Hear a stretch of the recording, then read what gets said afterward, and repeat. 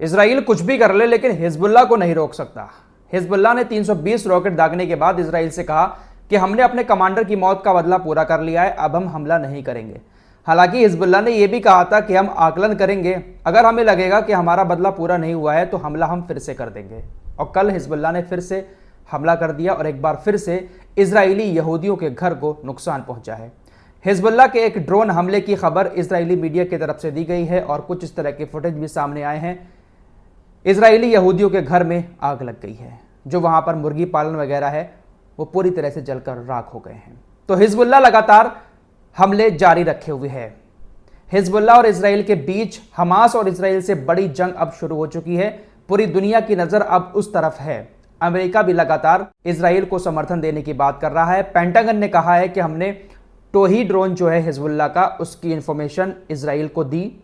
साथ ही साथ जो खुफिया जानकारी हिजबुल्लाह को लेकर आ रही है, हम लगातार इजराइल को दे रहे हैं। ईरान को लेकर खबरें काफ़ी चल रही थी कि ईरान इजराइल के ऊपर हमला करेगा। काफ़ी सारे लोगों का ऐसा मानना था कि ईरान अरबाइन के बाद हमला करेगा, लेकिन ईरान हिजबुल्लाह को आगे बढ़ा रहा है। यह बात अमेरिका और इजराइल भी कह रहे हैं कि ईरान डायरेक्ट हमारे ऊपर हमला नहीं कर रहा है, लेकिन हिजबुल्लाह जो कुछ कर रहा है उसके पीछे ईरान का ही हाथ है। फिलहाल अरबाइन भी अब हो चुका है। अरबाइन क्या है इसके बारे में आपको बता देता हूँ। अरबाइन एक यात्रा है जिसको धार्मिक यात्रा भी कहते हैं। हज से भी ज़्यादा लोग यहाँ पर पहुँचते हैं। ये यात्रा इराक के अंदर होती है। करबला जहाँ पर बनी हुई है, इमाम हुसैन का जहाँ पर रोज़ा है, वहाँ पर हर साल तकरीबन 2 करोड़ लोग पहुँचते हैं और ये शिया मुसलमान होते हैं। अरबाइन का मतलब होता है 40। इसको इमाम हुसैन का 40वां भी कहा जाता है, क्योंकि इमाम हुसैन की शहादत 10 मुहर्रम को हुई थी। तो 40 दिन के बाद शिया मुसलमान उनके रोज़े पर पैदल जाते हैं। बहुत लंबा लंबा सफ़र पैदल तय करते हैं और रास्ते में शिया लोग जो हैं वो उनके खाने पीने का इंतज़ाम भी करते हैं। मातम करते हुए, गम मनाते हुए लोग इमाम हुसैन के रोज़े तक पैदल जाते हैं। हर साल वहाँ पर करोड़ों लोग पहुँचते हैं। इस बार 2,14,80,525 लोगों की गिनती की गई है कि इतने लोग वहां पर पहुंचे हैं। दुनिया की सबसे बड़ी धार्मिक यात्रा इसको बताया जाता है। सिर्फ ईरान से 40 लाख लोग करबला पहुंचे हैं। बहुत सारे एक्सपर्ट का यही मानना है कि ईरान जरूर बदला लेगा। सिर्फ इसी अरबाइन की वजह से ईरान रुका हुआ था, क्योंकि एक बहुत बड़ी तादाद में शिया लोग वहां पर पहुंचते हैं और ये यात्रा शियाओं के लिए एक बहुत ज्यादा जरूरी यात्रा मानी जाती है। फिलहाल शिया लोगों का यह सफर इराक के करबला में होता है। ईरान से 40 लाख लोग इराक तक पहुंचे हैं और उसी इराक और ईरान के बॉर्डर पर कल रात एक बड़ा हादसा भी हुआ है।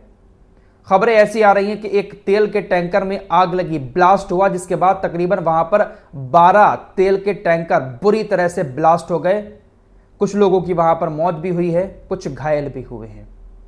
यह हादसा इत्तेफाकन हुआ है या फिर इसके पीछे किसी की साजिश है, पूरी जानकारी अभी सामने नहीं आई है। हालांकि एक बहुत बड़ा ब्लास्ट 12 टैंकरों में हुआ है, इराक और ईरान के बॉर्डर पर ही। ईरानी सेना के एक अधिकारी ने कहा है कि ईरान दुश्मन के मीडिया गेम और उकसावे के जाल में नहीं फंसेगा। इस्लामिक रिपब्लिक खुद तय करेगा कि बदला कैसे लेना है और प्रतिरोध की धुरी इस संबंध में अलग से चलेगी, जैसा कि हमने कुछ दिन पहले देखा था। इजरायली मीडिया बहुत सारी उकसावे वाली बातें ईरान को लेकर चला रहा है।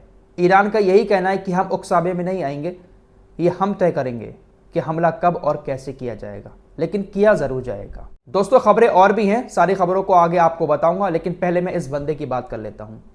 ये है ब्राजील के राष्ट्रपति लूला। जो काम इस्लामिक देशों के नेता नहीं कर रहे हैं वो ये खुलकर कर रहे हैं।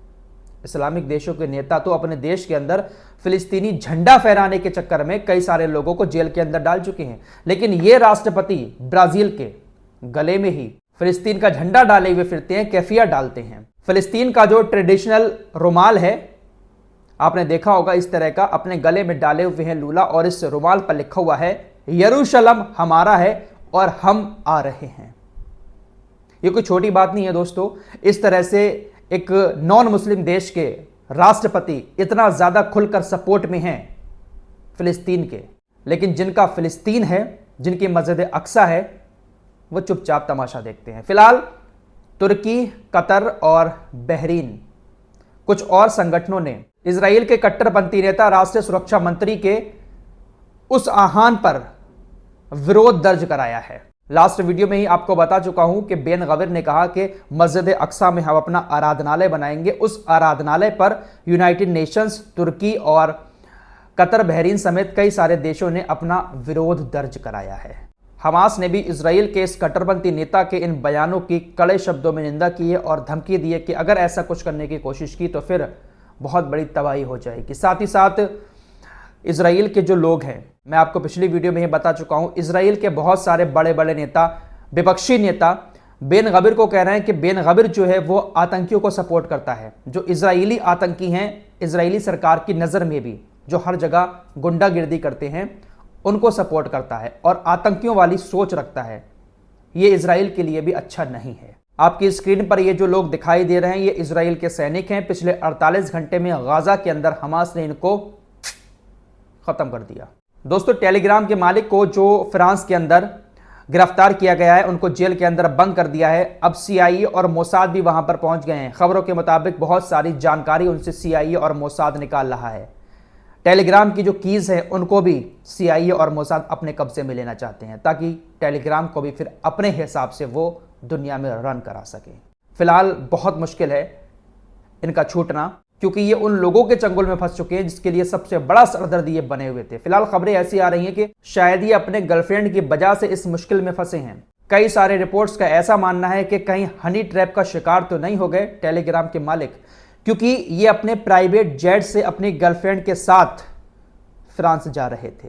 इनके पास प्राइवेट जेट है, उस जेट में इनकी गर्लफ्रेंड भी बैठी हुई थी, दोनों वहां पर घूमने जा रहे थे, जबकि इनको पता है कि इनके खिलाफ फ्रांस ने भी गिरफ्तारी वारंट निकाल रखा है, यूरोपीय यूनियन ने गिरफ्तारी वारंट निकाल रखा है। लेकिन इसके बावजूद भी ये अपने प्राइवेट जेट में बैठकर अपनी गर्लफ्रेंड के साथ फ्रांस जा रहे थे। इनकी गिरफ्तारी में इनके गर्लफ्रेंड का भी हाथ हो सकता है, ऐसी भी चीजें सामने आ रही हैं। फिलहाल इनकी गर्लफ्रेंड को भी गिरफ्तार कर लिया गया है। दोस्तों, आप सभी लोग जानते हैं कि टेक्नोलॉजी पर इन्हीं लोगों का राज चल रहा है। मार्क जुकरबर्ग भी इनके इशारों पर नाचता है। बहुत सारी फोटोज को, वीडियोस को फेसबुक से, इंस्टाग्राम से डिलीट कर दिया जाता है जो इनके मतलब की नहीं होती है। मार्क जुकरबर्ग ने आज एक बहुत बड़ा खुलासा किया है। कोरोना काल आप लोगों को याद होगा, कोरोना काल में बहुत सारी वीडियोस, बहुत सारे फोटोज, पोस्ट डिलीट कर दी जाती थी। फेसबुक, इंस्टाग्राम उसको सेंसर कर देता था। मार्क जुकरबर्ग ने अब खुलासा किया है, मैं बहुत शर्मिंदगी महसूस कर रहा हूं कि कोरोना काल में कमला हैरिस और जो बाइडेन के अंडर में मैंने काम किया। इनके दबाव में आकर मैंने बहुत सारी कोरोना से जुड़ी इंफॉर्मेशन को सेंसर किया। जो बाइडेन को क्या डर था, कौन सी ऐसी इंफॉर्मेशन थी जो लोगों तक पहुंच जाती, जिस इंफॉर्मेशन को वो सेंसर करवाते रहे। बहुत सारी वीडियोस, फोटोज, पोस्ट डिलीट हो रही थी कोरोना काल में, आपने देखा होगा, सेंसर कर दिया जा रहा था। अब ये शर्मिंदगी महसूस कर रहे हैं कि मैंने ऐसा क्यों किया। दोस्तों, इससे आप अंदाजा लगा सकते हैं कि इन लोगों ने किस तरह से पूरी दुनिया को अपनी मुट्ठी में कर रखा है। जो इनके मतलब की बात होगी उसको बड़ा चढ़ाकर दुनिया के सामने दिखाएंगे, और जो इनके मतलब की बात नहीं होगी उसको सेंसर कर दिया जाता है।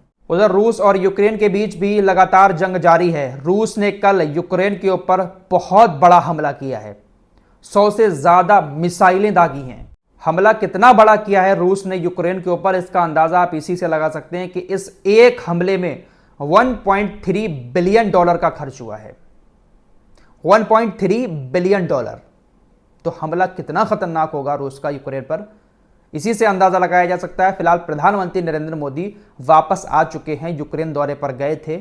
यूक्रेन दौरे पर जाने से पहले काफी सवाल उठ रहे थे कि क्यों जा रहे हैं मोदी ऐसे टाइम में जब जंग छिड़ी हुई है। काफी सारे लोगों ने कहा कि रूस की यात्रा पर गए थे, वहां पर जाकर व्लादिमीर पुतिन को गले लगाया था, तो अब यूक्रेन के दौरे पर जाकर थोड़ा सा बैलेंस बनाने की कोशिश कर रहे हैं। फिलहाल यूक्रेन दौरा खत्म हुआ, वहां पर जाकर यूक्रेन के राष्ट्रपति ज़ेलेंस्की को भी प्रधानमंत्री नरेंद्र मोदी ने गले लगाया। नरेंद्र मोदी वापस आए। एक प्रेस कॉन्फ्रेंस में भारतीय पत्रकारों को इंटरव्यू देते हुए ज़ेलेंस्की ने कहा कि हम चाह रहे थे कि भारत के अंदर शांति सम्मेलन हो, भारत के अंदर हम शांति सम्मेलन कराएं, क्योंकि भारत एक बहुत बड़ा देश है, लोकतांत्रिक देश है सबसे बड़ा। हम चाह रहे थे कि भारत के अंदर शांति सम्मेलन कराएं, लेकिन हम नहीं कराएंगे, क्योंकि भारत वो देश है जो स्विट्जरलैंड के अंदर जब हमने शांति सम्मेलन कराया था उसमें शामिल नहीं हुआ था। तो इस तरह की सोच ज़ेलेंस्की भारत को लेकर रखता है। फिलहाल अमेरिका ने रूस के इस हमले की निंदा की और कहा है कि कुछ भी कर ले रूस, लेकिन हम समर्थन करना यूक्रेन का नहीं छोड़ेंगे। इस रिपोर्ट में इतना ही। कुछ और खबरों के साथ जल्द हाजिर होऊंगा, तब तक के लिए अपना ख्याल रखिएगा। अल्लाह हाफिज़।